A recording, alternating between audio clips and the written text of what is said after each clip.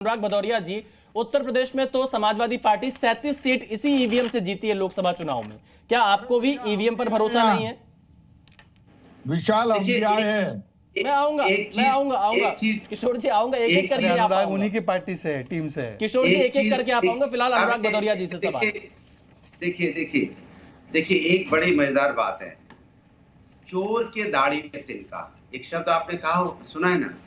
लोकतंत्र में जब लोकतांत्रिक तरीके से कोई बात होती है, बात ये कही जाती है हम जीते हैं ना उत्तर प्रदेश, भारतीय जनता पार्टी हारी है ना, उसके बावजूद भी हम कह रहे हैं कि भाई जो इलेक्ट्रॉनिक मशीनें होती हैं उसमें क्या गड़बड़ी की आशंका अगर जताई जा रही है तो उसमें तो भारतीय जनता पार्टी को भी साथ देना चाहिए कि चलिए हाँ इसमें मिलके कुछ इसमें देखते हैं कि कहीं कोई गड़बड़ी तो नहीं है, क्योंकि लोकतंत्र बड़ा होता है, किसी भी दल से सत्ता तो आएगी जाएगी। लेकिन जब हम कोई सवाल उठाते हैं तो इनके पेट में दर्द क्यों होने लगता है, ये चिल्लाने क्यों लगते हैं? ऐसा लगता है, जैसे लगता है कि ईवीएम का विरोध हो रहा है, ईवीएम का विरोध हो रहा है मतलब इनके पेट में इनकी चोरी पकड़ी जा रही है। ऐसा क्यों हो रहा है? हम तो ये कह रहे हैं कि भाई इलेक्ट्रॉनिक मशीन क्या हैक हो सकती है?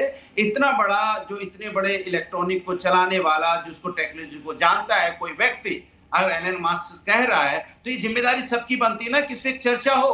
देखते चर्चा करके कि कहीं ऐसा तो नहीं है कि इसको हैक हो सकता है। अगर हैक हो सकता है तो कैसे हो सकता है, तो इसमें एक बड़ा चर्चा होनी चाहिए। अब हम चर्चा की बात करते हैं, संभावनाओं की बात करते हैं तो बीजेपी चिल्लाना शुरू कर देती है। क्यों भाई?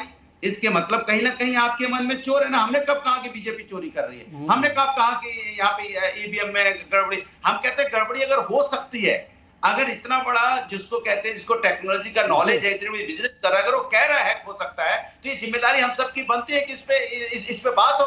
अगर ये हैक हो सकता है तो बैलेट पेपर पे हो, तो इसमें चिल्लाने की जरूरत क्या? मुझे अच्छा अनुराग जी, दूसरी बात जी अनुराग जी, आप खुद भी विधानसभा का चुनाव लड़ चुके हैं, आप लड़ चुके हैं, आपको पूरा प्रोसेस पता है, पूछिए ना, आपको पूरा प्रोसेस पता है। मेरा सवाल आपसे यह है, क्योंकि जिस तरह से विपक्ष के तमाम लोग ये सवाल खड़े कर रहे हैं ओटीपी वाला, एक रिपोर्ट का हवाला देकर, आपने तो बहुत प्रैक्टिकल तौर पे देखा होगा, क्या ईवीएम की काउंटिंग से पहले किसी प्रकार के ओटीपी की जरूरत पड़ती है? आप सच बताइएगा, बाकी मैं किसी रिपोर्ट पर नहीं जा रहा हूं, क्योंकि आप चुनाव लड़ चुके हैं, इसलिए मैं आपसे इसका जवाब चाहता हूं। अरे मैं बात कह रहा हूं ना, मेरी बात सुन लीजिए। मैं ये कहता हूं कि लोकतंत्र अगर तंदुरुस्त हो, लोकतंत्र अगर मजबूत हो, लोकतंत्र में अगर जनता जो चाहती है वो हो, तो इलेक्ट्रॉनिक मशीन के ऊपर में अगर कोई सवाल उठ रहा है, ईवीएम के ऊपर में ये लगातार ये सवाल उठता, हम तो जीते हुए हैं ना, बीजेपी तो हारी है ना, उसके बावजूद हम ये बात कर रहे हैं। हारने के बाद कह रहे होते तो चलो इनके समझ आता, हार गए तो ईवीएम पर ठोकरा पीट रहा है, अब ये छाती पीट रहे होते, अरे हार गए इसलिए ईवीएम को ठोकरा पीट रहे, हार गए जैसे ईवीएम चिल्ला रहे। हम जीते हैं, जनता ने मुझे जिताया, उसके बावजूद हम ये बात कह रहे हैं कि क्या ये इलेक्ट्रॉनिक मशीन है, इसमें गड़बड़ी हो सकती है, हैक हो सकता है, इसकी बात बड़े बड़े लोग कह रहे हैं, तो उसमें एक चर्चा हो जाए, उस पर बात हो जाए, चलिए मैं से हो जाए, उसमें दिक्कत क्या? मैं धीरेन्द्र कुमार जी से जवाब लेता हूं। एलजेपीआर के चिल्लाने क्यों लगती है, हल्ला क्यों मचाने लगती है? आप सुनिए, मेरी बात सुनिए। जैसे हम चुनाव आयोग पर कोई बात नहीं, एक सेकंड, जैसे हम चुनाव आयोग पर कोई सवाल उठाते हैं तो बीजेपी चिल्लाने लगती है, जब हम ईडी या सीबीआई की जो सरकारी एजेंसी उस पर कोई बात उठाते हैं तो ये चिल्लाने लगते हैं। अच्छा, ये मेरी समझ में नहीं आता कि इनका क्यों पेट में दर्द होता है, कहीं इनका कुछ व्यवस्था तो नहीं है किसी से? चलिए धीरेन्द्र कुमार जी एलजेपीआर के प्रवक्ता जुड़े हुए हैं। धीरेन्द्र कुमार जी, देखिए उत्तर प्रदेश में अनुराग भदौरिया जी की पार्टी 37 सीटें जीत गई, उसके बाद भी ईवीएम पर सवाल खड़े कर रही है। बीजेपी जो आपकी सहयोगी पार्टी है उसकी सीटें कम रही उत्तर प्रदेश में, लेकिन वो ईवीएम पर सवाल नहीं खड़े कर रही है। आप किस तरह से देख रहे हैं इस ईवीएम विवाद को? राहुल गांधी कह रहे हैं ब्लैक बॉक्स है, अखिलेश यादव कह रहे हैं बैलेट पेपर से चुनाव होना चाहिए, एलन मस्क कह रहे हैं कि ईवीएम हैक हो सकता है। किस तरह से आप देख रहे हैं इस पूरे विवाद को? विशाल जी, सबसे पहले तो जो हमारे मित्र लोग प्रवक्ता बैठे हुए हैं विपक्ष के, एक तरफ लोकतंत्र की मजबूती की ये गुहार लगाते हैं और पूरा अभी तुरंत चुनाव संपन्न हुआ है, तो दुनिया में ये क्या मैसेज देना चाहते हैं कि हमारे यहाँ का ईवीएम में छेड़छाड़ हो सकता है? अरे दुनिया और देखिए अनुराग जी, आपके बीच में कोई नहीं बोला। अनुराग जी देखिए, आप डिबेट की, अनुराग भदौरिया जी आप डिबेट की गरिमा को देखिए इस तरह से मत तोड़िए। नहीं अनुराग जी बीच में नहीं, अनुराग जी बीच में नहीं, आप जानते हैं आपके बीच में कोई नहीं बोला है। भदौरिया साहब आपके बीच में कोई नहीं बोला है, सभी प्रवक्ता बहुत शांति से आपको सुन रहे थे। भदौरिया साहब इस तरह से नहीं, मैं चाहूंगा धीरेन्द्र कुमार जी की आवाज सामने आए, मैं और मेहमानों का समय इस तरह से जाया नहीं होने दूंगा। धीरेन्द्र कुमार जी, नहीं भदौरिया साहब, आपकी आवाज खूब आई, आपको मैंने प्रॉपर मौका दिया। फिलहाल धीरेन्द्र कुमार जी। और सुरेंद्र राजपूत कुछ नहीं बोल रहे बीच में, बड़ी पार्टी है ये, इनको क्या लगा धीरेन्द्र कुमार जी हमारे को बोलने नहीं दे रहे। नहीं धीरेन्द्र कुमार जी, ये तरीका ठीक नहीं डिबेट का। प्रॉब्लम कहाँ है कि देखिए, ये अपना जो है ना चेहरा, वो चाइना के आईना में देखते हैं। इनको एलन मस्क की बातों में इनको सच्चाई नजर आती है, इनको मूडीज के रिपोर्ट अच्छे लगते हैं। विदेश का कोई अखबार अगर हमारे खिलाफ में कुछ लिख दे, उस पर ये बहस चाहते हैं।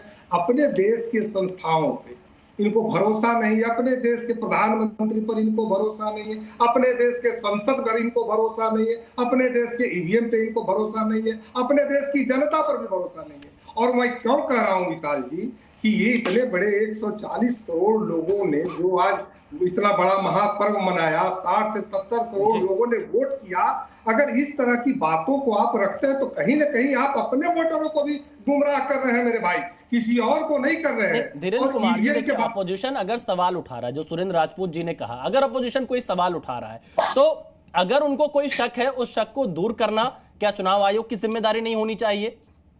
मैं इससे देखिए विशाल जी, विपक्ष का ये जरूर काम है, और अगर कहीं उनको शक लगता है तो बिल्कुल सवाल उठाए, लेकिन इसी का जवाब अगर कोर्ट भी जाते हैं, कोर्ट भी देती है, अगर उसका जवाब ये इलेक्शन कमीशन भी देती है, तो अपने इलेक्शन कमीशन पर, अपने देश के न्यायालय पर इनको भरोसा होना चाहिए। वो इनको होता नहीं है। अब पिछले दफा देखिए, मैं कहता हूं कि इलेक्ट्रॉनिक वोटिंग मशीन से हो रहा है, ठीक बोला शहजाद भाई ने कि इसका कोई इंटरनेट से कनेक्शन नहीं है। पिछले दफा जब रेलवे का एक्सीडेंट हुआ था, उसमें इलेक्ट्रॉनिक सिस्टम जो था इंटरलॉकिंग का, उसको लगाने के लिए इन लोगों ने हल्ला किया था। तो क्या इसको छोड़ देना चाहिए मैन्युअली? धीरेन्द्र कुमार जी, मैं किशोर तिवारी जी से सवाल लेता हूं। शिवसेना उद्धव ठाकरे गुट के नेता भी किशोर तिवारी जी जुड़े हुए। किशोर जी, महाराष्ट्र में क्या हुआ है? आप लोग तो बड़े अनुभवी नेता हैं, उसके बाद भी ओटीपी की बात कर रहे हैं। क्या ओटीपी कहीं जरूरत पड़ती है? मैंने भी 2014 से कई चुनाव कवर किए हैं, कई नेताओं से मैंने बातचीत की है, कोई ओटीपी की बात नहीं करता है। जो काउंटिंग एजेंट बनते हैं वो कहते हैं कोई ओटीपी, जैसा पहली बार ये शब्द बाहर आया है। देखिए, मैं आपको बताता हूं, और मेरे बीच कोई बोलेगा नहीं। 1000 वोटों से अमोल कीर्तिकर आगे थी, अचानक वो 1 वोट से आगे हो गए, और वो उसके बाद वो जीत गए, इसका जश्न मना रहे थे। उतने में मालूम पड़ा कि और ईवीएम आ चुके हैं। बाद में मालूम पड़ा कि वो 48 से पिछड़ गए। पोस्टल वो वोट जो अचानक 111 उनके रिजेक्ट क्या हो गए।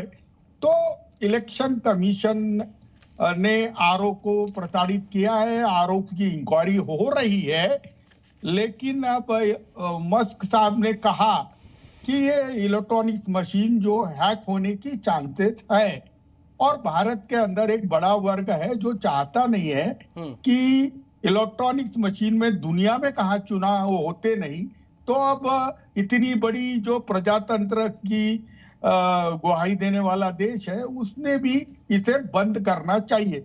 मैं किसी को दोष देने के किशोर तिवारी जी नहीं हूं। किशोर तिवारी जी, देखिए आप ये अपनी मांग रखिए सही। मैं आपसे ओटीपी पर बहुत ही पॉइंटेड सवाल पूछ रहा हूं। क्या ओटीपी की जरूरत पड़ती है? क्योंकि सबसे पहले जो इस मुद्दे को उठाया गया, इस पर क्लैरिटी होनी बहुत जरूरी है। आप एक वरिष्ठ नेता हैं, क्या कहीं काउंटिंग में, ईवीएम में ओटीपी की जरूरत पड़ती है? हाँ या ना में जवाब दीजिए, मैं फिर आगे जाता हूं।